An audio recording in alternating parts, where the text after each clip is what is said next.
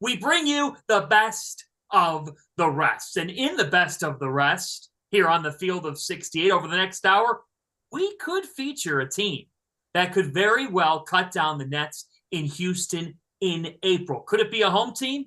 We'll get to that and more. I'm John Fanta, your host. We're joined by the founder of the Field of 68, Rob Dauster. We're joined by Sports Illustrated's Kevin Sweeney, and we are joined by the newest member of our Field of 68 family, the coach.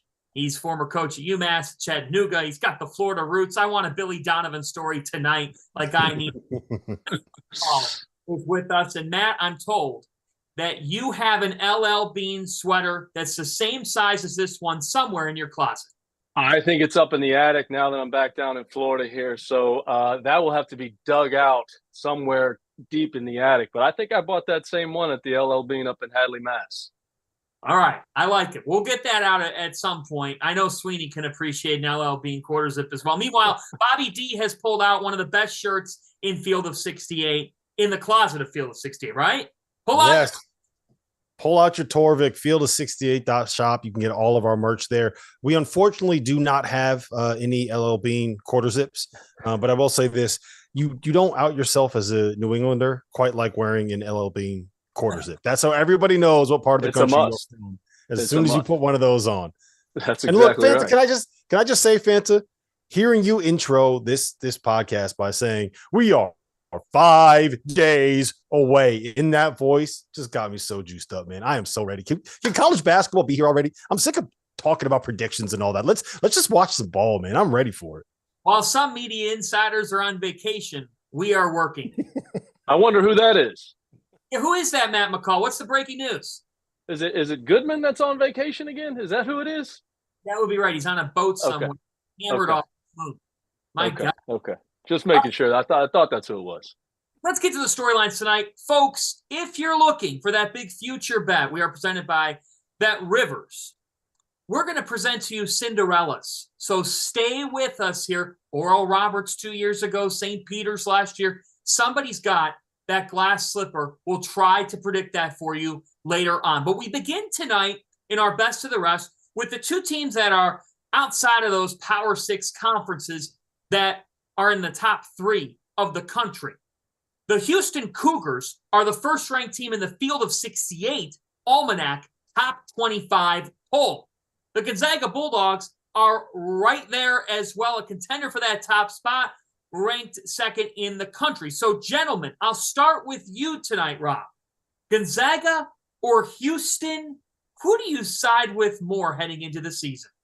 I would just like to say for the record that this is like trying to pick your favorite flavor of ice cream. You don't really have a bad option, but I would probably tend to lean towards Houston for a couple of reasons. One, you know what you're going to get defensively from them, right? You know that you're going to get worn down. You know it's the kind of defense where refs aren't going to be able to call a foul on every single possession, so you're going to have to be in a physical battle and in a fist fight. I think that they are a little bit more talented, and I think that their guards are more proven. For my money, and I would love to hear you guys' opinion on this, I think Marcus Sasser is not only the best guard in the country, but the best point guard in the country. And to me, if you look back at all of these teams that have won national titles over the course of the last 12, 13, 14 years, they all have something in common. Great point guard play. And to me, it doesn't get better in the country this season than Marcus Sasser. So I'm going to lean towards Houston, but it's hard, man. These are both really good teams. I don't think you can go wrong in picking either one, right? I think the question mark, even with Houston. Now, talk about last year, okay? Top 10 offensive team in the country, top 10 defensive team in the country. And you look at what Kelvin Sampson's done over his last 4 years, 32-6, 28-4, 23-8 in a pandemic year, 33-4. So the sustained level of success and the culture that he's built there in Houston, it's hard to put Gonzaga above them, but I kind of agree with you. I think there's a wild card, though, for Gonzaga, and I don't think he's being talked about enough. Malachi Smith, the transfer from Chattanooga. He was SoCon Player of the Year. He averaged 20 points a game. I think he was 23rd or 4th in the country in scoring. He's proven he can do it. So I think he's a little bit of a wild card, and you've got 2 future Hall of Famers. It's hard to pick which coach you give the nod to, but No, we're going to put you on the spot, Matt. Who's the better coach, Mark Few, Kelvin Sampson? Well, do you want me to get on my Mark Few soapbox right now for a second? We'll save that. Okay, you're going to save that for a second. I'm going to give the nod to Gonzaga. The only reason I'm going to give the nod to Gonzaga is obviously Sasser. I think he's terrific. He played 12 games. Where is he at health-wise? Tremont Mark, he only played 7. They're going to have to rely on some freshmen early here, right? I think in terms of Gonzaga, and you look, Timmy's back. He's back. He's back for his 8th year of college. He's one of the older players in the country. He's won a ton of games. He's won championships. He's won games in the – I would be interested to know, has he played in more games than anybody in college basketball? So because Timmy's back, I got to give the nod to the Zags. He still has a COVID year that he could use. So if this isn't enough games, we can get one more year out of him. Well, here's the other thing, too. I think Mark Few's got their attention right now, right? They played Tennessee in a game that they didn't play great in. I think Tennessee made 14 threes in the game. To Gonzaga only made 7. That was the difference in the game. If you look at the box score, there wasn't many other statistics that stood out other than the 3-point line. And he's got their attention. And going into the season, there's nothing better than having your team's attention as a coach. Sweeney, where do you side? It's so hard. I think one of the things that's cool about this matchup on paper, and it's a matchup I hope we get at some point in the tournament, is that these teams operate so differently to have success, right? Like Houston, you think, oh my gosh, how physical they're going to be, how they're going to dominate you on the glass. They're going to bully you off the floor. And Gonzaga's going to kill you with skill, right? They're going to space you out. They've got all these shooters. And then all of a sudden, Drew Timme is going to, beat you in a wide variety of moves on the block. And I think that's what makes it so fun to watch. I thought the one thing I noticed with Gonzaga, and I'm siding Gonzaga over Houston, the one thing that I noticed when they played Tennessee was none of their guards stood out as elite yet. And they could get there, right? Malachi Smith's first game at the highest level playing for a guy like Mark Few. Brought him off the bench. Yeah. Yes, brought him off the bench. Nolan Hickman, still a sophomore, still learning, right? I think Nolan Hickman will improve as the season went on, but Nolan Hickman did not look like a elite point guard in that game. And for Gonzaga to be better than Houston, he needs to be that, I think, because when you think about the teams that have been Gonzaga's best, they've gotten really high-level point guard play to go with that center. I think they have some stuff to work out defensively. I think Houston today might be the better team, but I think on March 15th, when we're ready to go for the NCAA tournament, I think Gonzaga will be there because I think their defense will come along. I think they have work to do on that on the floor, and I think their point guard play with Hickman and Smith will come along as well. The one thing I would say to that is I think that what Tennessee is and the way that they want to play, it's not exactly the same style, and there were some different things defensively, but it's the same kind of concept where you're going up against an older team that is going to be more athletic than you, that is going to be tougher than you, that is going to play defense every single possession and grind you down. And to me, if you are Gonzaga and you have a new point guard stepping into a new role in Nolan Hickman or Hunter Salas, you have Malachi coming in and playing a little bit of a different role, playing at a different level, a higher level than he has in the past, going up against like Zakai Ziegler and Josiah Jordan-James and those dudes that Rick Barnes has at Tennessee, like that's a big ask. Right. So I'm not super concerned about what they did offensively. That's going to come around. I think those guys are too talented. I'm just never convinced that a team with Drew Timme at the 5 is going to be at that level defensively where you can be anything less than like the uber elite on the offensive end of the floor. Does that make sense? Like when it comes to Houston, the way that they defended, the way that rebound, they always have a floor. They're always going to be like a certain level of good, which is why they can lose Marcus Sasser and Tremont Mark and still find a way to, when they get to the Elite 8 last year, they finished number 2 in KenPom after losing their 2 best scorers. That's why it becomes a program that is just the next guy up, because they're always going to defend. They're always going to rebound. You're going to get extra shots. You're going to get easy baskets off the glass, and you're not going to give up easy baskets to the other end of the floor. Gonzaga is a team, like they just got to get like 90 or 95 to beat good teams. And I don't know that they're going to be able to do that every single night. That's a lot. That's a big ask out of a program like that. So that's why I would tend to lean Houston in this spot. Does that make sense? Yeah, absolutely. To your point, with Houston has finished top 3 in college basketball in each of the last 3 seasons in offensive rebounding rate.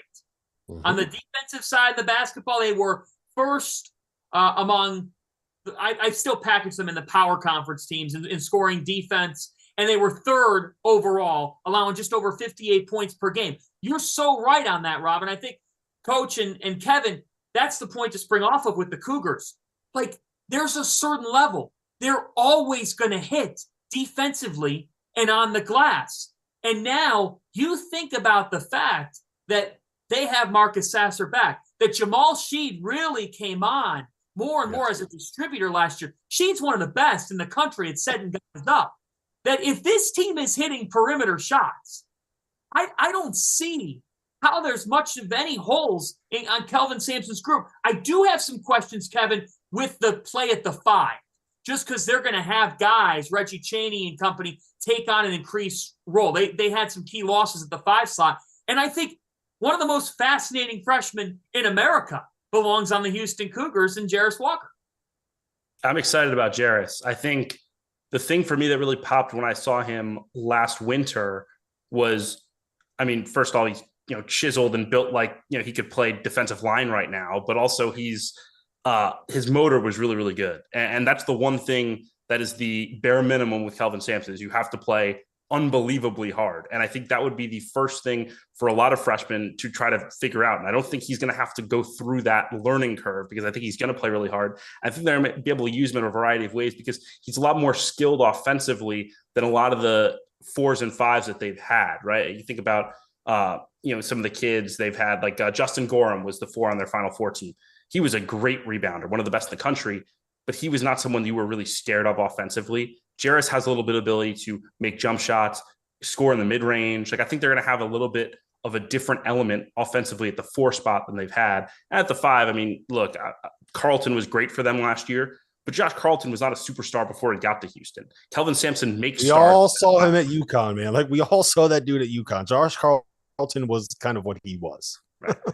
Right. Like Kelvin makes stars at that 5 spot. So I think Reggie Chaney will help them there. I think some of the younger guys they have at that spot will contribute as well. Juwan Roberts was a really good rebounder for them. I think they'll be fine there. And I'm like really excited to see what Jarris and also Arsenault, who's more of like a 3-and-D type, can contribute right away. I know it's not a one-and-done program, but those two guys I think are a good exception to the rule. Matt, can I ask you a question? We talked about this a little bit off air, but the impact of Jarris Walker coming in as a freshman, playing a role that you're used to seeing 4th and 5th year seniors play. When you have a 19-year-old in that spot that requires toughness, that requires being in the right spot defensively, that requires being in a certain level of physical conditioning to be able to play at that level for 20 to 25 minutes a night, how long do you think it'll take for a freshman to get there? Or is this a kid that's just going to step in and be good enough to do it? Well, I think, Fanta brought up a good point earlier too about Jamal, right? I mean, 221 assists and 76 turnovers. They kind of go as he goes, and he's got a lot of different leadership qualities that those young guys are going to need him and Sasser early on in the season to help them through some of the growing pains that they're going to go through. But there's no question there'll be some of those growing pains, but they've got those types of veterans that have those leadership qualities that'll really help a young, talented player like Jarris through some of those types of things. Because like you said, they're going to need them. They're going to need them in the front court. Arsenault as well, right? Because, you've got Tremont Mark coming off that injury as well. So you're going to have to rely on their depth a little bit here early. But, Sheed's one of the best point guards in the country. His numbers prove it. But he's also got so many different intangibles that'll really help those young guys out there on the floor.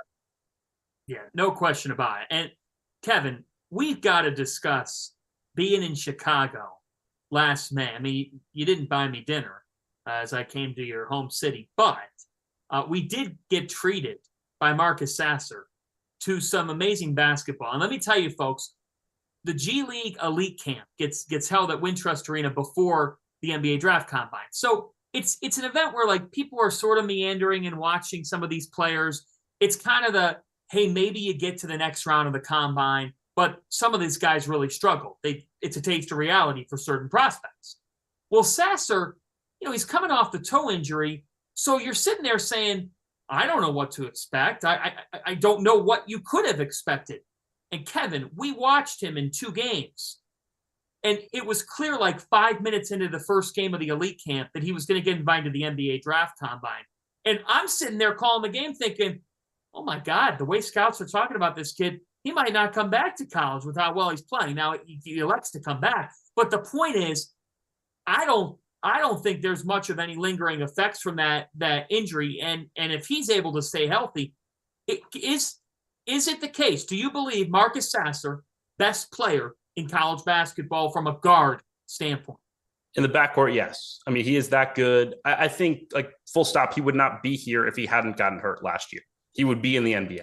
He would probably be a first-round pick. If nothing else, he'd be, that higher second round who gets a guarantee. I think without a question, without a doubt, he was on that trajectory. I mean, I remember seeing him in Vegas last November, and he was just so solid. His ability to make shots, obviously, is incredible, but he can run a team too. And I think one of the things that's a blessing in disguise for Houston with the way last season went was it forced Houston to kind of figure out some other ways to operate on offense without Sasser on the ball, right? I mean, obviously, like where Jamal Shead was on November 20th when I was seeing him play to where he was on March 1st, it was a completely different player. His confidence, his understanding of the offense, his ability to create for himself and also to distribute. He was a glue guy when I saw him in November, and he was a star by March. And I think obviously they didn't want to deal with the injury they had to deal with Sasser, but I think those two guys both grew up a whole lot from that experience. And I think now they have one of the best backcourts really in college basketball.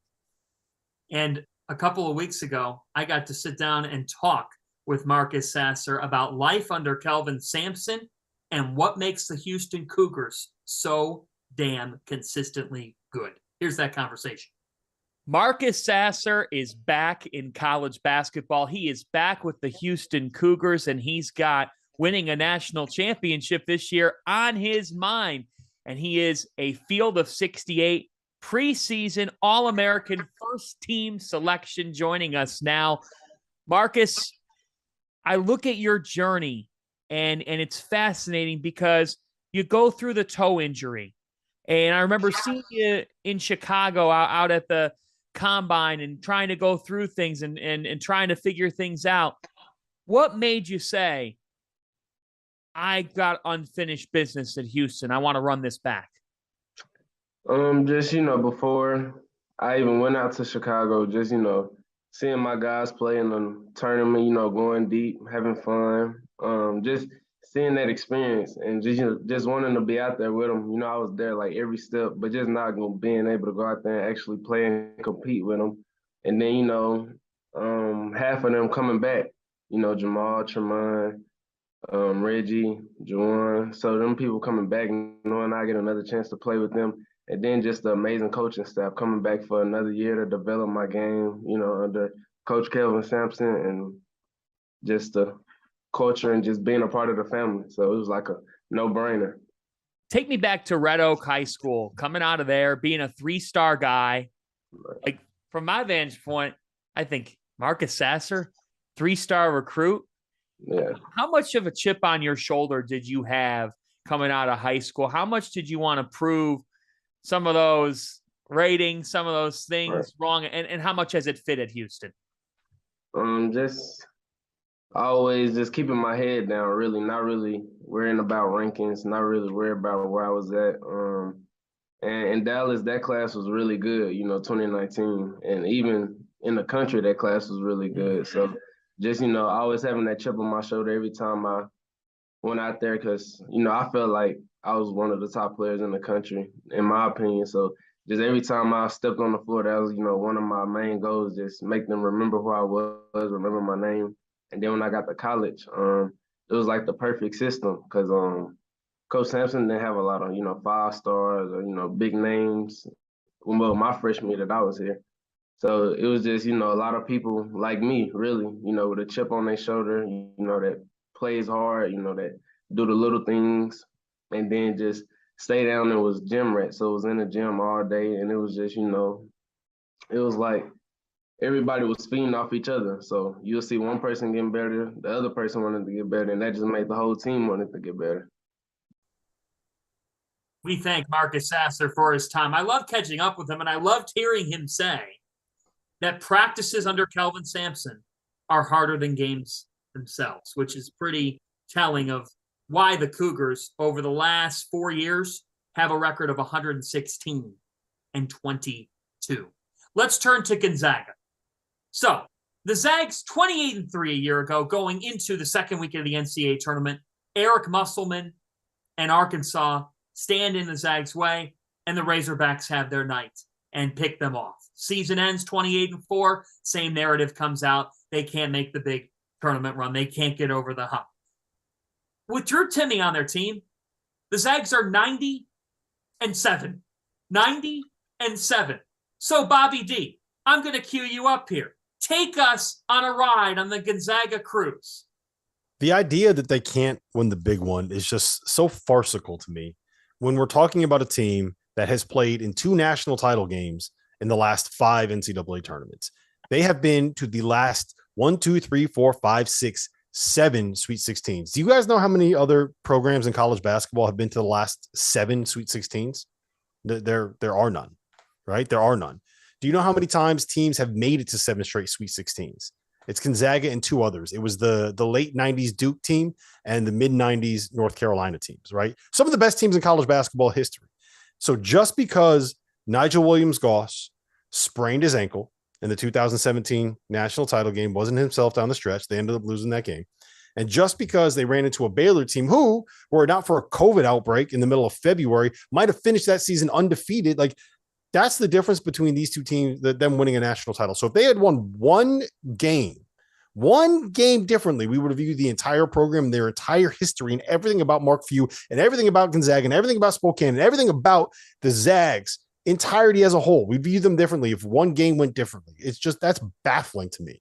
That's completely illogical. And I don't get it. The Zags are one of the best programs, one of the premier programs in college basketball. And look, how many times have we seen it over the years? Jim Calhoun, Lute Olson, Bill Self, Sean Miller's a guy that's currently on this list. You are always the best to never do it until you finally do it in a setting that is one-off. And Matt, you can speak to this.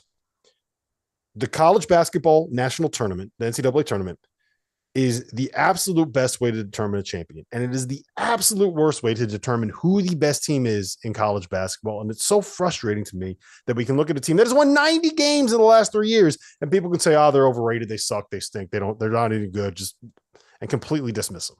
Drives me crazy. Here's the thing. Back in 2014, I was an assistant coach at the University of Florida. We were the number 1 team in the country. We won 30 games in a row. We went 18-0 in the SEC.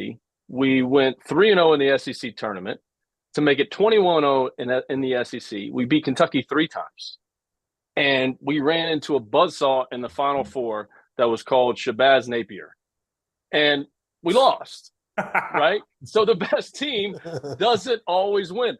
Let me throw out some other numbers to you, okay? Mark Few, most consecutive tournament appearances since starting as a head coach, okay? 21 regular season titles. Is that conference good? Championships. Is that a good? 21 regular season conference. He's won the tournament 18 times. That is a difficult thing to do. Okay, conference tournaments, the excitement, the lead up, a lot of times lower seeds beat the higher seeds. They get lucky. They make a last-second shot. They make 18 threes in a game. 18 times in 22 years, he has won that tournament, okay? How about his winning percentages? In league, 91%. Overall, 83. It's okay. So I don't know. I don't understand the get over the hump. Okay, he's been to the Final Four. Like, that makes no sense to me. Okay, that makes zero. Like, I just it's mind-boggling to me on what he has done there. And I mean, even the great ones have had down years, right? Even the great ones have missed the tournament here or there, or had a rebuilding year, whatever it may be. He's never had that in all his years at Gonzaga. It's just so impressive. Kevin? I mean, we could probably spend an hour kind of singing the praises here. Like, I have no further things to add.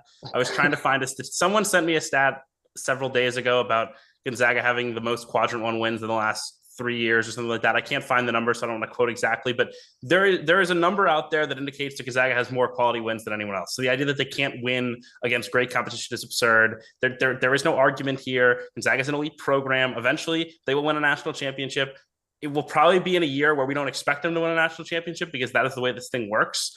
But look, I think if you're looking for there's no reason to doubt them. I mean, we talked earlier about some of the weaknesses they might have on paper this year. Maybe the guards aren't quite as good as they've been. Maybe the defense struggles a bit without having an eraser in the back end like Chet.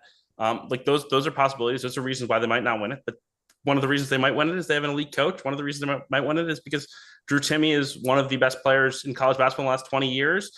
They have elite talent at every spot, 5-star recruits and high-level transfers and experience. And I don't need to beat a dead horse here. They're really freaking good, and it's just a matter of time before they win one, and we'll see if this is the year.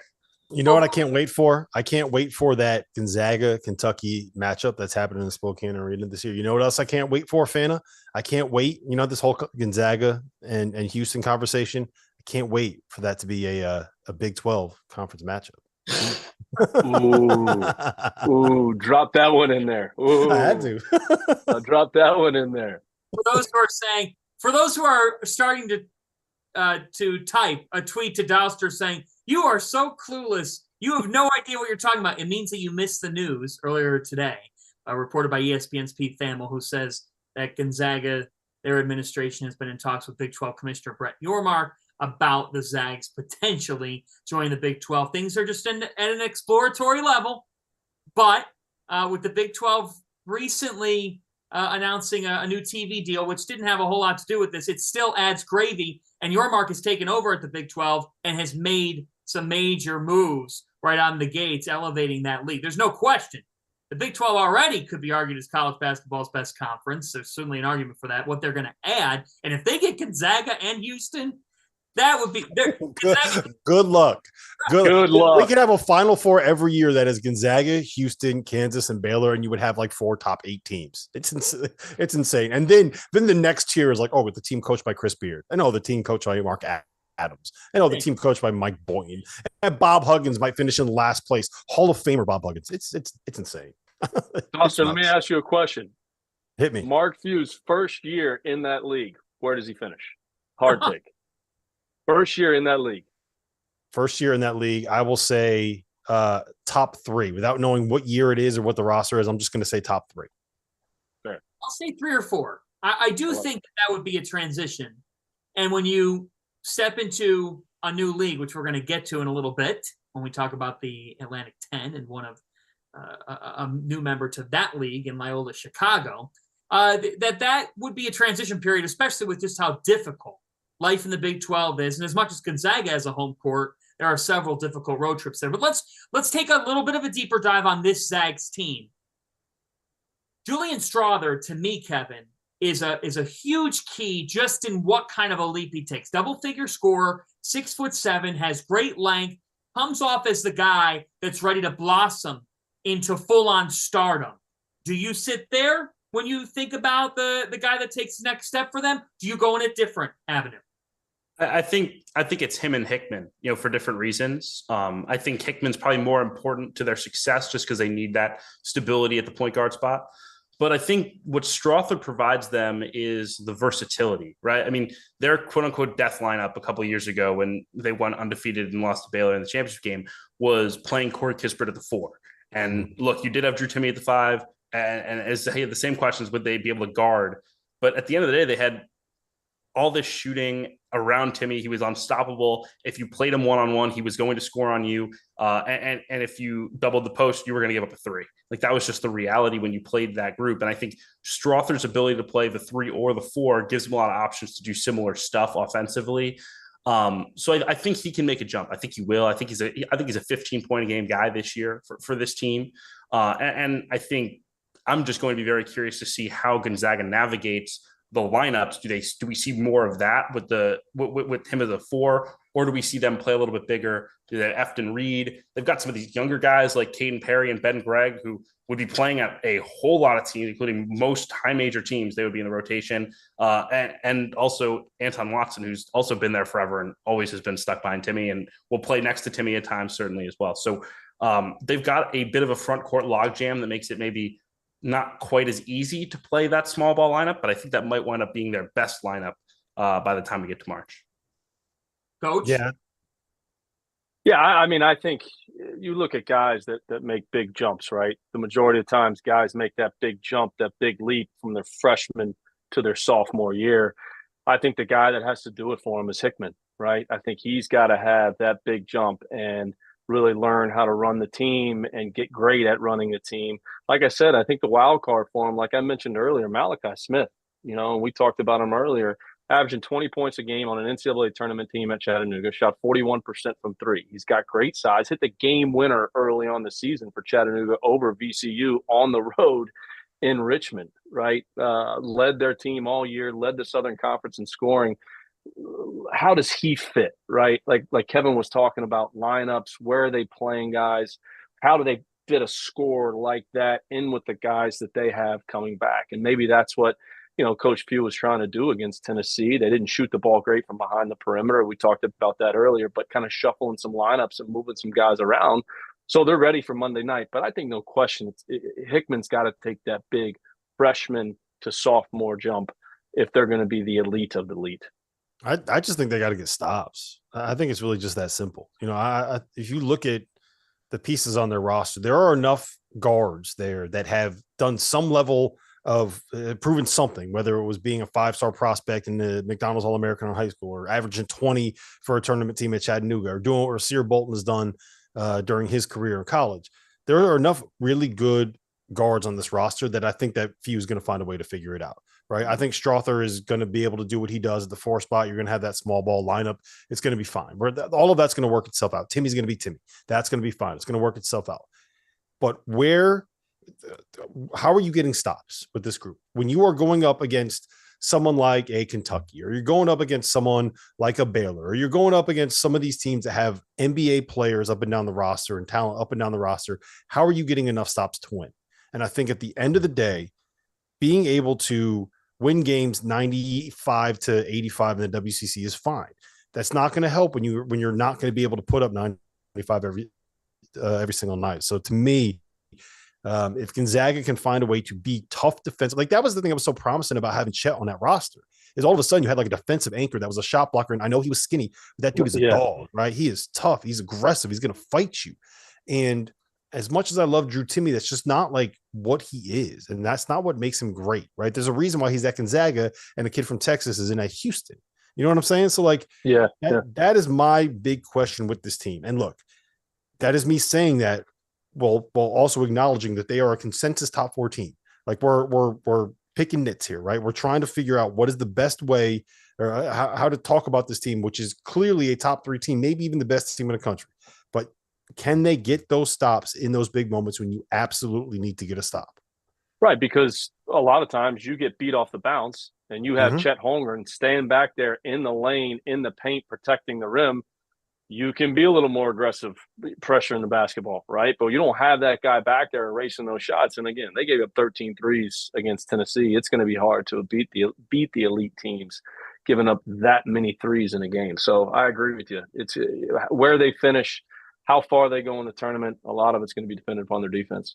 And just quickly, Fanta, I think the one thing I would add too is like, because they don't have that rim protector, someone I think in that backcourt needs to step up and make their identity on defense and earn their minutes, right? Like Hunter Salas has struggled. Hunter Salas did not look very good in that exhibition game.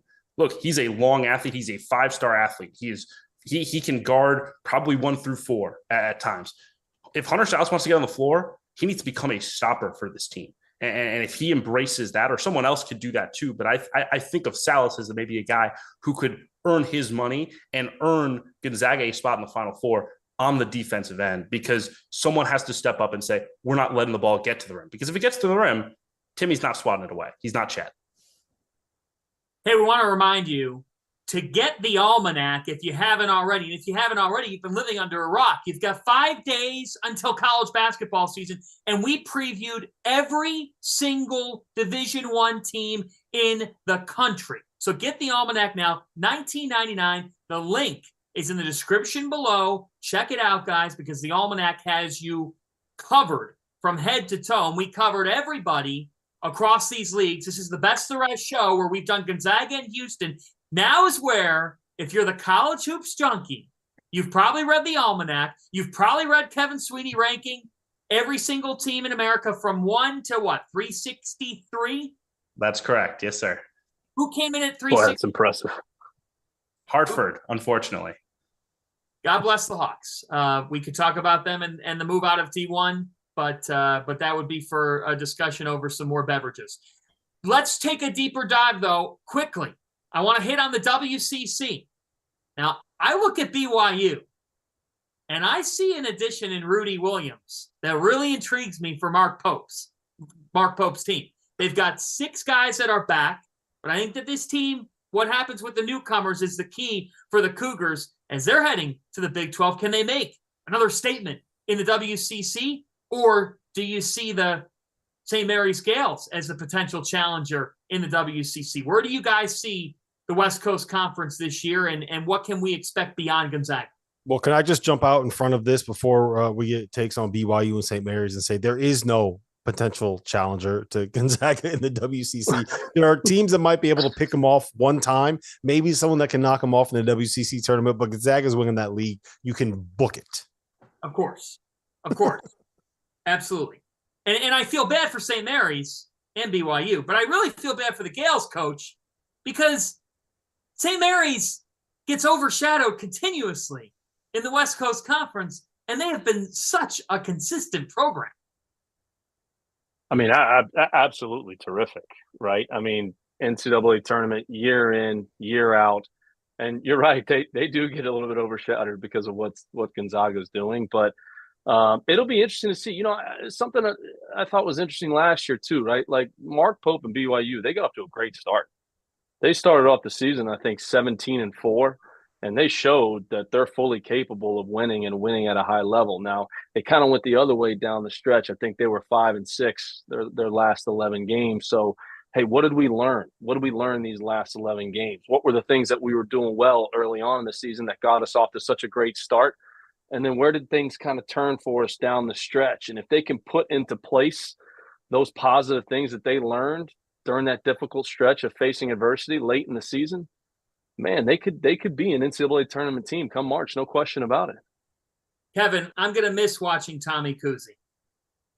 Yes, I mean, he was so fun. And a great story, too, coming from being a walk-on to, one of the best players in the WCC, one of the best mid-major players in the country. And that's the one question spot for St. Mary's. Their 2-5 is really good. Logan Johnson finally put it together offensively. But they need one of Augustus Marshallonis and Aiden Mahaney, who was hyped up. I know in the Almanac, they're very excited that the WCC preview was very in on him, potentially making a jump, maybe being the starting point guard for this team. So they've got a question at that spot. If they get solid point guard play, I think they're going to find their way to the NCAA tournament once again. So much of what Randy Bennett does is like putting guys in ball screens and letting them go make a play. If you just look at through over the years, Mickey McConnell, Patty Mills, Matthew Dellavedova, like there's just a constant stream of really, really good point guards. Most of them coming over from Australia and finding a way to get it done here. But I just, if you have a freshman in that spot, like that's, to me, that's a big ask to ask him to step in and fill the void that you're going to have at that in such an important role, not just in, for St. Mary or not just in college basketball in general, but for this St. Mary's team and the program, the system they run. Hey, I'm going to tell you, remember the name, America, Mitchell Saxon. He looks poised to be that next big in Randy Bennett's system. And people do not take into full account. Hey, you might have lost some, and you guys said it with Kuzi. That's a big loss. But 2-5's there. What they did to Indiana in the NCAA tournament last year, that was a beat down and a half for that program. So we'll see. We'll see what happens after Gonzaga in the WCC. But the way that league has made progress, it'll be interesting to see what the future of that league holds, both with Gonzaga entertaining thoughts and offers. It feels like it's only a matter of time until Gonzaga moves on, but there's other quality programs in that league and what the future holds there. Hey, we're going to transition now back to the American because they are the program that has one of the very best and most passionate fan bases, whether you love them, you hate them. The Memphis Tigers always draw eyeballs. And guys, for a team that has been incredibly turnover prone, that has been filled with some drama, I see Sweeney nodding his head. Welcome, Hendrick Davis. It's the best guard that Penny Hardaway's gotten to deal with, and he knows this league better than anybody. Hendrick Davis, the ball's going to be in his hands, and with that, Memphis, how will they be this season? I think they're going to be really, really good. I want to make a point real quick. So the last couple seasons, what Penny has really leaned into is this concept of getting the 5-star, one and done superstar, James Wiseman, DJ Jeffries, Jalen Duren, Amani Bates. He's been really targeting guys like that. He just completely went away from that this year. They have 5 guys in their starting lineup that are going to be fifth-year seniors. DeAndre Williams is older than half of the people that are currently on this show right now. Okay. Do people understand DeAndre Williams is like 26 years old? He's listed as a 5th-year senior on the roster. That's bullshit. He's like an 8th-year senior. He's been around forever. He's the oldest dude that's ever played college basketball in the history of college basketball. Not only that, their top 4 guys on the bench are all 5th-year seniors as well. They have 2 players that are going to play that are underclassmen. One of them is a freshman that probably isn't going to get many minutes. The other one is a Lawson. If you know anything about Memphis, you know there's 27 Lawsons from that city that are going to that program because that's associated with it, right? They are so old. They are really tough. And I think that this is going to be a team that leans into this idea of we're gonna beat you up. We're gonna be more physical than you. We're gonna get stops. And now, we have a top 10 player in the country in Kendrick Davis. Is that too high? Top 15 player? One of the best point guards in college basketball. They're going to be better than people realize. And I don't have the stat in front of me. Sweeney, you might have it. Whenever DeAndre Williams plays for Memphis, they win. Or they cover like that. Betting on him last year, anytime he was playing, you bet on him. Anytime he wasn't playing, you bet against him. It was that simple. I think the one thing too with Memphis, like so many of their struggles early in seasons has been there was no role allocation. Like there were 6 guys who were all highly rated recruits or they were top transfers and they didn't know where it was going to fit. And like this team is probably one of the least talented Memphis teams that they've had, but the role allocation is really clear. Ball screens with Davis and Williams, Kennedy off the ball who can make shots, a really physical, tough center in Dandridge who's been around that program for a long time and can be that kind of defensive edge. Like this isn't going to be rocket science. So I think the only thing that maybe holds them back from being truly elite is that I don't think they have elite talent outside of their top 2 or 3 guys, but that top 2 or 3 is enough to be a clear NCAA tournament team in my mind. And I don't think they're going to have the same early season struggles that they've had because it's old guys, as Rob said, and it's also role allocation that I just think makes sense, and it hasn't made sense the last couple of years. Well, I think Rob said it too now. They're older, they're tougher. Hopefully that gives them their identity on defense. I mean, they were 138th in the country last year in total defense. They've got to have something to hang their hat on that end of the floor. Circle this game, okay? November 15th at St. Louis. That is a big early season test for Memphis, okay? You could almost go as far as to say there's no question St. Louis is going to be favored in that game, okay? It's at home. The place will be sold out, be an unbelievable crowd. I know we're going to get into St. Louis here in a little bit, but, man, that's a huge, huge early season test on the road for the Memphis Tigers to test out that new identity that they've got to have on the defensive end of the floor. They challenge themselves in the non-conference this year. They do. They got Vanderbilt, who's going to be better than people realize. They're playing at St. Louis. They get VCU at home, another game that's going to be, if you want to talk about scheduling teams that are going to be tough and physical and old, like VCU and Memphis going up against each other. Like, I don't think the refs are going to wear out their whistles, right? They're not going to be able to make any noise anymore. And they get Seton Hall in the, I can't remember which event that is. Yes, Invitational in Orlando. There you go. They also play. They play Ole Miss. They play Auburn. They play at Alabama. They play Texas A&M. So like they tested themselves, right? And I think part of that is because they kind of have like a little bit of a Gonzaga WCC situation going on, where if you don't beat Houston in AAC play, are you going to get a single quality win in AAC play? I don't know. You might not. Yeah, no question. We'll see if Cincinnati can take a step forward to close things on the American. Year 2 of the Wes Miller era. Thought year 1 they started strong. They were at 16-7, and then they ended up losing 8 of their final 10 games. Now they bring in Rob Finney. That wasn't the only addition that they made. It looks like that they could take a step in a better direction, and it looks like they could be a top 3 team in this league. So a thought on Cincinnati for whoever wants to take it. And Houston's at the top. Is Memphis firm at 2? And then it goes from there? Where do you see anybody else in this league, particularly the Bearcats and anybody else? Yeah, Memphis clearly a 2 for me. And then I like Cincinnati. Landers Nolly will help them a lot. Just his ability to shoot the basketball, a consistent score to go with the Julius. They didn't really have that second guy last year. I like them 2 through 4 with the Julius, Nolly, and Jeremiah Davenport. I think that's really strong. Their bigs will be tough and physical like any West team will have. And then Finney can hold down the point guard spot. Yeah, you give Wes Miller a bunch of high major players and just trusting him to figure it out is kind of where I stand. I don't know about you, Matt. Yeah, I mean, Wes is a terrific coach. He's I mean, what he did at Greensboro, I was in the league with him when I was at Chattanooga, and just rebuilding the program to the top of the league, to the NCAA tournament, to winning conference championships.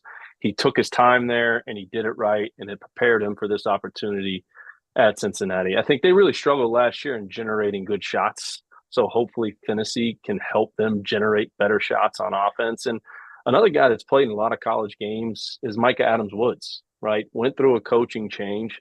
You put Micah in a pick and roll, he's got pretty good feel and can make the right read coming out of the ball screen. So they've got good guard play. So it'll be interesting to see. But like you said, listen, Wes was prepared for the opportunity at Cincinnati. He did it the right way at Greensboro, built it the right way, and he's going to have that team in the tournament, no question about it. All right, here we go. Here we go. We're going to enter into the next phase of our Best of the Rest show, and we are going to get right to the Atlantic 10. But before we do that, I want to promote it, guys. The A10 Insider Men's Basketball Podcast is here. The Field of 68, partnering with the Atlantic 10 this season, conversations with coaches, a breakdown the league. Rob Dauster had a beautiful trip right down to George Mason. I saw that. That was an amazing setup there with Coach English, right? Yeah, GW coming tomorrow. I sat down with Chris Caputo at the bar that I used to work at in Washington D.C. They gave us the top floor. Sit down, got some tater tots. I had a couple beers. He was very professional. Oh, they got some stories at that bar, and we need to find out about them.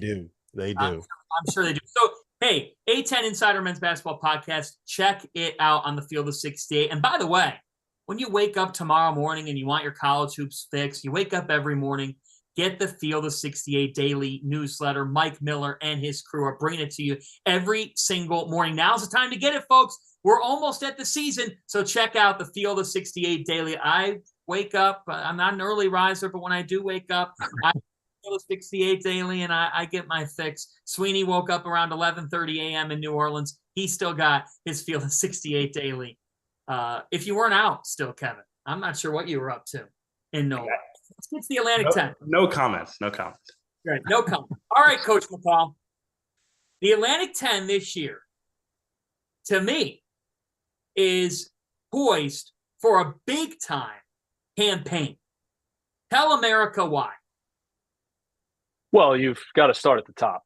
And I don't see a ton of separation between Dayton and St. Louis. All right. I know Deron Holmes has been getting all the preseason accolades, rightfully so. Had an unbelievable year last year for them on a team that got off to a rocky start and then built it back to where they were a bubble team. They dropped a game, I think, in Tom Gola Arena late last year, which knocked them off the bubble.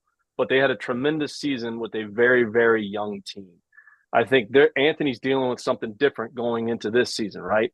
Not a ton of expectations on his team last year, and now there's all sorts of expectations. But again, like we talked about with Wes Miller, Coach he's prepared for that, being a head coach at VCU, going through what he did at Dayton in his first year, to then having one of the best teams in the country, to then rebuilding it back. There's no question they're an NCAA tournament team. Holmes is getting a tremendous amount of credit. Colby Elvis, we're talking about Blake Nearot, Malachi Smith. But to me, the complete X factor for them is Kamara. He is a mismatch nightmare at the power forward spot in that league. You look at his numbers from last year. Okay, he had double figures in scoring. He led the team in rebounding, and he shot over 30% from three. He's big. He's physical. What do most teams nowadays do? They do it in the NBA. They do it in college. They switch pick and rolls, right? A lot of teams in college usually switch 1 through 4. Well, when smaller guards get switched onto him, he makes them pay. That's just how big and physical he is. So to me, he's the complete X factor. I think they've got to stay healthy. Malachi Smith's got to stay healthy. What a jump he made last year and just consistently got better. But then you got to move on to the Billikens because Perkins is back. Mm-hmm. And going into last season, he was preseason Atlantic 10 Player of the Year. So now you're talking, and think about this. You've got Yuri Collins, who led the country in assists. Mm-hmm. You've got Gibson Jimerson, who not only has one of the best names in college basketball, he shot a ridiculous percentage from the three-point line. And you've got Javonte Perkins, last season's preseason Atlantic 10 Player of the Year, back. So, we could make a case that they're got the best backcourt, not only in the Atlantic 10, but you would put that backcourt up against a lot of teams in this country. Okay? They've got Okoro. Don't forget about the guy. Don't forget about the guy that transferred in from Missouri after averaging 11 points in the SEC last season, Javon Pickett. Don't forget about my man Fred Thatch. Fred, you talk about glue guys that hold it all together, Matt. That's Fred Harris Thatch. Hargrove. Don't forget about Hargrove. Don't forget about him. Both of those guys. To me, Travis Ford's biggest issue is going to be having minutes for all these guys and the chemistry in the locker room. I don't see a weakness there. I think they've got depth. They've got shooting. They've got size. They've got toughness. They've got physicality. It's going to be interesting to see how that plays out with those two teams because I think clearly they're above everybody else. But, man, as long as they both stay healthy in St. Louis, where is Javonte at coming off the knee injury? Is he 100% healthy? Does he feel 100% healthy? When you go through sometimes an injury like that and you've got that first plant, you've got that first move, you go down a lane and try to take off on somebody, sometimes your brain will mess with you a little bit. So if St. Louis is healthy, and again, that Memphis game, basically 2 weeks from now, what a game that we're all going to be tuned in on, watching that and see how that plays out. But, man, I just don't see any weakness with St. Louis. I think that they're going to be the best team in the conference this year. I think that they're going to win the league because for all the reasons you just mentioned, but they can play that small ball lineup. They can play four guards, and they're going to have people that can guard up, right? Javonte Perkins is big enough where you don't want him guarding the bigger fours in college basketball, but he's not going to get pushed around. If you need someone that's going to be out there a little more physical, you get Fred Thatch out there, right? They've been they're very high on the Forster kid off the bench too. From Indiana transfer, yeah. So I love teams that have really good guards. I love teams that have multiple scoring weapons on the perimeter, and I love teams that can do that 4-around-1 thing, and they can do all of that stuff. They're going to be really good. They're tough. They check all the boxes. I just think Coach Ford's biggest issue is going to be, is everyone going to be accepting of their role? Because there's a lot of guys that want minutes, going to feel like they deserve minutes. I know that's being played out in practice right now, but he does have the depth. Is he going to go 9 or 10 deep? Is that, are certain guys that, Yuri Collins, is he going to go from playing 38 minutes a game to 30? I don't know. Is that what's best for their team? Coach Ford will figure that out. But to me, that's going to be the biggest challenge for this team. You know what cures a lot of those ills? Winning. They're going to win a lot of games to make things a little bit easier. And you know who won a lot of games in the Missouri? Sweeney. Well, Chicago Ramblers have won a lot of games. And now they come in the Atlantic 10. You think about the top of the Atlantic 10, how scary it is. And we haven't even talked about VCU, who has Ace Baldwin, who's a killer. Mm-hmm. And now you add in Loyola Chicago. You want to talk about making an addition. This isn't just, conference realignment, reconfiguration, add for the sake of adding. Kevin Sweeney, what does Loyola Chicago bring to the table? And I'm curious, who's this going to be harder on? The rest of the league trying to figure out the Ramblers, or the Ramblers trying to figure their way through the rest of this conference this year? Well, I think it's going to be a great marriage for both sides. I think one of the things that I think works really well in their favor is that the direction that Drew is taking this program is much more kind of pace and space, skill, athleticism. Whereas with Porter, that was a team that wanted to grind you out, right? They were playing Missouri Valley basketball. Porter Moser was Missouri Valley basketball defensively.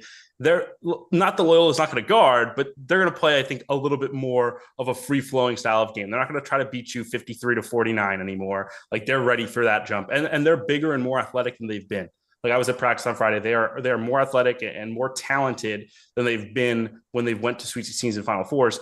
It's going to take them time. It's crazy to think about that, by the way, because they lost the Uguat kid. They lost the I'm blanking on his name. Williamson. Yeah. They lost Williamson. Like they lost lost guys that are seniors. like six rotation seniors. It is going to take them time because not everyone knows the terminology, left and right, and is locked in and like the culture and this and that. Like it's going to take them a little bit of time to get to where the Loyola standard is. But the good thing for them this year is they have 2 senior guards in Braden Norris and Marquise Kennedy who are really, really good. They have a senior center coming down in Bryce Golden, who's played in the Big East and started in the Big East. And then that gives time for some of these younger talents like Phil Alston, who's a D2 kid, who's really the most talented kid in the program. Jalen Quinn, who's a freshman, who's going to play a lot. St. Thomas, sophomore. So I think Loyola will be in very good shape. It might take them a little time, but they're going to be in the mix in that top 3 to 4 in that league, I think, by the end of the season. Matt, I want to ask you a question because I think that in addition to Dayton and St. Louis, I would say VCU, Davidson, Richmond, Mason, and Loyola all in theory are going to have teams that are good enough to make the NCAA tournament. One, do you think that that's a crazy statement that I just made? And two, how important now does it become? Okay, we got to get our shit done in non-conference so that during league play, our records and our computer numbers and our power rankings on our net and all of that good stuff looks good enough so that there aren't just a ton of like those heavyweight losses, like the sub 300 losses on your resume. You can't lose those bad games in this league. I mean, every single year at league meetings, Bernadette McGlade, the A-10's commissioner, how's everybody building their schedules, right? And the coaches' whole things were always, well, we got to build a schedule based on the team that we had, and you can't lose bad games that are on your schedule. But I think you look at those top 2, and then I think you got anybody could be in that next tier, right? A team that nobody's talked about, which is crazy to me, and I know they lost everyone. They lost 99% of their scoring. And some of you guys may think I'm nuts and I'm going to say this, okay? But St. Bonaventure, in 2018, they won a game in the NCAA tournament with Mobley and Jalen Adams. And both those 2 guys averaged 20 points per game. The very next year, Kyle Lofton and Osun Sweeney were freshmen. They won 18 games and finished 4th in the Atlantic 10. So never, ever, ever count out Mark Schmidt. Me and you were talking. You want to know my favorite stat? Here's my favorite stat in college basketball. Sorry to cut you off. My favorite stat is that St. Bonaventure returns 4 points and 2 rebounds from last season. That's not average. Doesn't matter. Return a total of 4 points and 2 rebounds from last season. Doesn't matter. Roster. That's an incredible stat. It doesn't matter. It doesn't matter. In the middle of the night, if there's a snowstorm in Olean and you were out on the streets, Mark Schmidt would kill you. Well, Rob, but me and you were talking about this before the show, right? Like the Atlantic 10 is a basketball league. Yes. And there's so many different styles of play that you have to be prepared for night in and night out. You've got VCU that's pressing, that's athletic, they're long, they're going to trap, they're going to run around. You've got Dayton and Anthony's system and ball screens and different things like that. You got to travel up to Olean, New York, and as a head coach, you're petrified because you got 19,000 different sets. You got to try to remember that Mark Schmidt's running on the other side of the ball. You've got motion with Davidson. You've got Princeton with Richmond. It's crazy just the level of coaching in that league, but it is a basketball league, and it's going to be another great year for the league. And man, really, really excited to see how they do in the non-conference, especially those guys that are at the top there, because they both have very challenging schedules. You know what the Bonnies need to do to reach that next level? They can be a Final Four team, I think, if Woj just sets up an NIL collective. You could probably have a good time doing that. And no question. They'd be printing money in Olean. No question. All right, we are starting to wind down here. It's hard to believe an hour has flown by here on the best of the rest. Robert, where do we go next in our season previews, or is this the capper? We have the All-American show is coming tomorrow night. And who's Are we going to do the Mountain West? We haven't done the Mountain West yet. I'm getting there. I'm sorry. My bad. Rob is just so excited to talk about the Mountain West. He couldn't wait. He's so excited. I've never been more excited about the Aztecs. I can tell you that much. The year. Jaden Leday, second team All-American. Book it. Matt Bradley. A10 Mountain West Challenge. A10 Mountain West Challenge coming up too. Oh, there you go. Think about Matt Bradley. You think about Nathan Mensah. You think about Jaden Leday and what he's going to bring to the table. You got it right that time. San Diego State is stacked. How far can they go, Bobby D? Oh, man. So I think that they're probably like a top 20-ish kind of a team. I'm not 100% convinced that they're going to be good enough on the offensive end to really trust them to win against top 10 teams, right?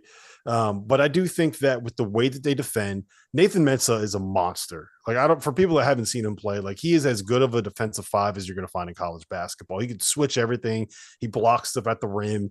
He can move his feet for someone that's, what is he, like 6'10" and 230. Like, he is a very, very, very good defensive center. And as long as he's on the roster, then you just know that they're going to be like a top 10 defense on KenPom at the end of the day. I think it kind of comes down to, what is the impact that Jaden Leday has? How well does the adjustment for Darian Trammell coming up from where he was at Seattle, right? Like his adjustment going from the WAC to the Mountain West. Is it going to translate? Is he going to be a guy that can average? I don't think he's going to get 17-5, but can he be like a 12-4 kind of a player at the bigger level? I think he's listed at 5'10". Do you guys believe he's 5'10"? Because I don't. I think that might be he's 5'10" in sneakers with 2 pairs of socks on. So they're going to be good. Like I think that they're the class of the conference. I just don't think that they are as good as we've seen San Diego State teams in the past. Does that make sense? Yeah, I think that again, they're always going to be. They're going to hang their hat on their defense. They're always going to be terrific on that end of the floor. 6 out of their 9 losses last year, they didn't score over 58 points, and one of those losses they scored 37. So where's the offense coming from? I think that cost them in the NCAA tournament. Right, they only scored 25 points in the second half against Creighton. So I think Darian Trammell, he led the league in assists, I believe, 17 a game, and led the league in assists. Obviously, he's going to help on that end of the floor, but it always starts and ends with them defensively. But when they get into a game where they've got to rely on their offense some, where is that coming from, and can they get it on a consistent basis? We'll see them in Maui with that loaded field. Right. I think they're opener. I think it's Ohio State. But they could get Creighton there. They could get Arkansas there. They could get Texas Tech there. Like, we're going to learn early if this team can hang with the big dogs for sure. Yeah. Let's turn to the rest of the Mountain West. Where do you angle off to with that league?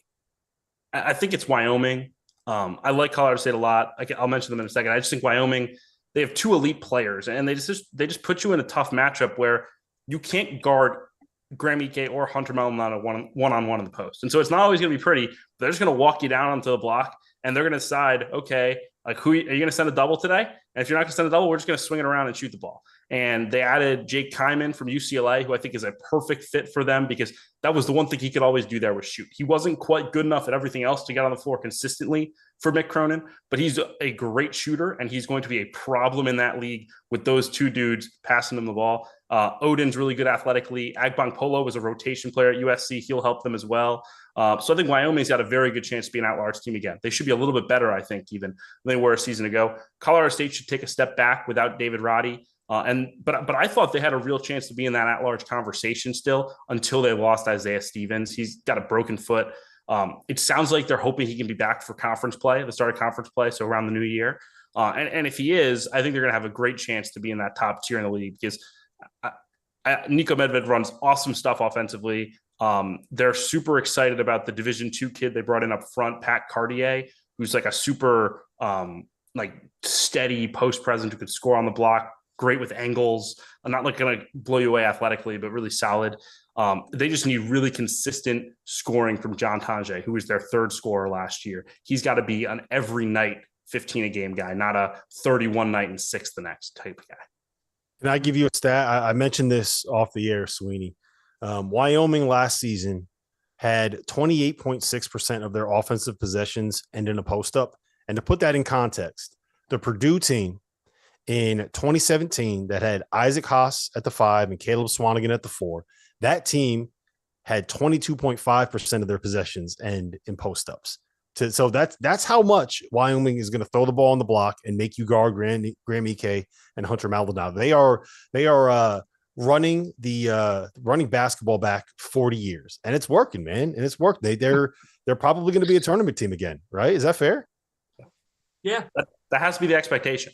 I mean, and again, it's not the prettiest style of basketball, but like first of all, the ability for Ike to just like hang in the game for 30 minutes a night when you're playing at crazy altitude, over 7,000 feet of altitude, like that is a tough place to play as it is. That's impressive in itself. And like, yeah, Ike's 6'9", and he's running down the block and catching every possession. It's unbelievable.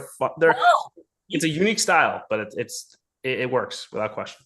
Look, he's that league's best pro prospect, right? He was in the almanac. Mm-hmm.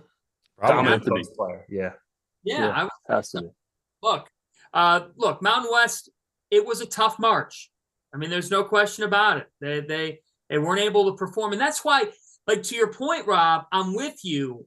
I don't know if this is one of San Diego State's best teams when you compare them to some of the other teams, what could have been that COVID season. By the same token, I think it's very, very important here that San Diego State can carry some of the mantle for the league and be able to deliver come NCAA tournament time, because this league is they're not going to send 4 teams to the NCAA tournament again, but they do have They could. The one thing that I would say about the league is that they would be able to.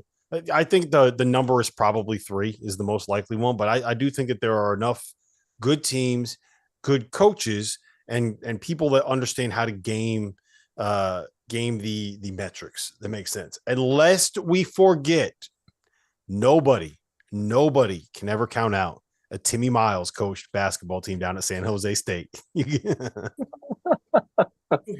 get paid if you name drop Field of 68 alum. I got to shout him out, man. I'm always anything going to can shout him happen out. in 3 days in March. 3 days in March, anything can happen. Yes. Anything can happen.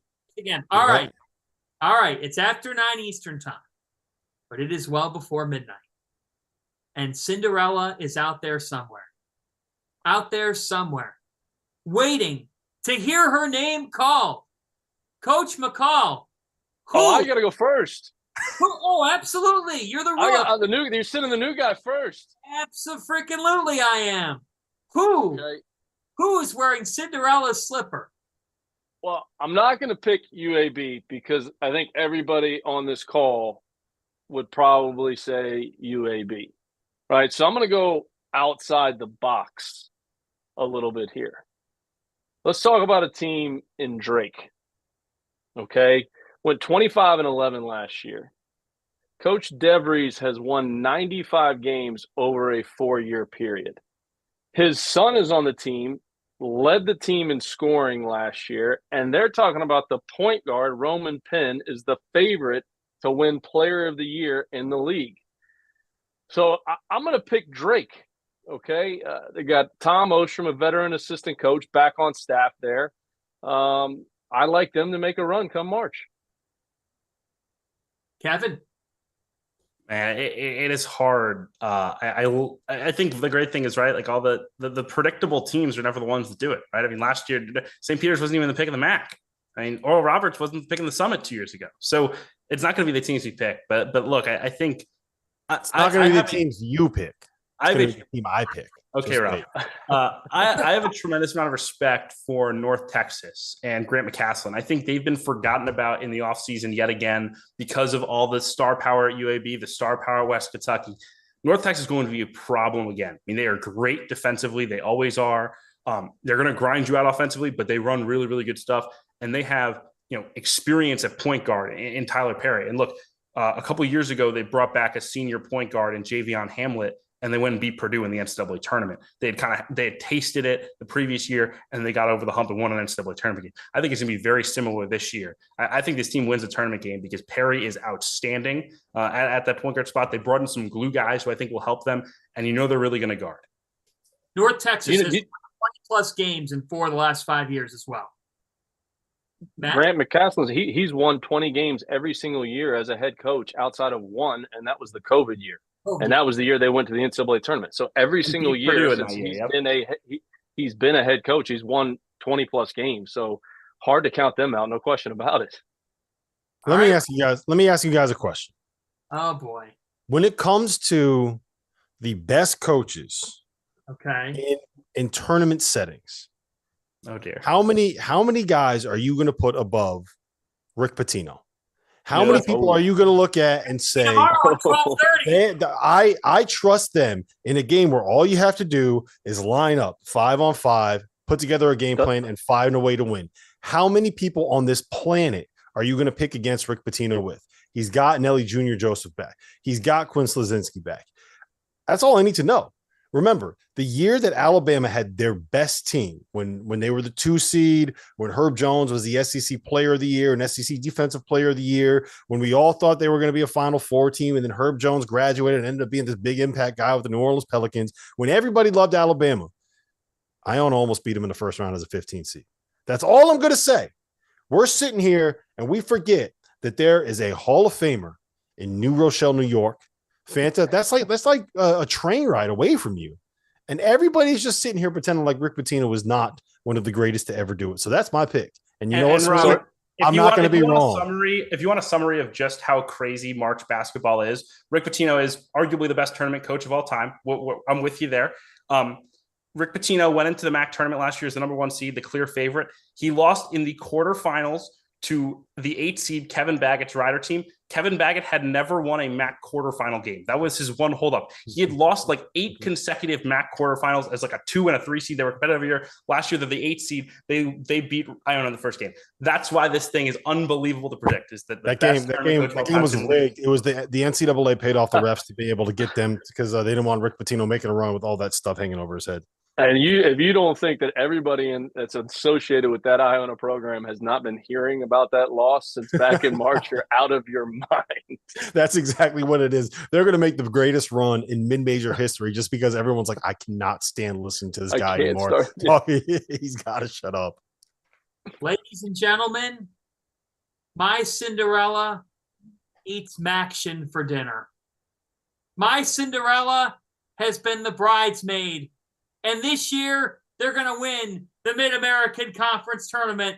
Todd Kowalczyk and Toledo are going to go dancing, and they're going to beat somebody in a 4-13 or 5-12 game. Toledo is my Cinderella. The Rockets have 4 starters back from a 26-win team that won the MAC regular season title. You bring back 4 starters. You won 26 games. I'm looking at you, Cedric Milner. I'm looking at you, JT Shoemate. I'm looking at you, Ray J. Dennis. Great name, star point guard.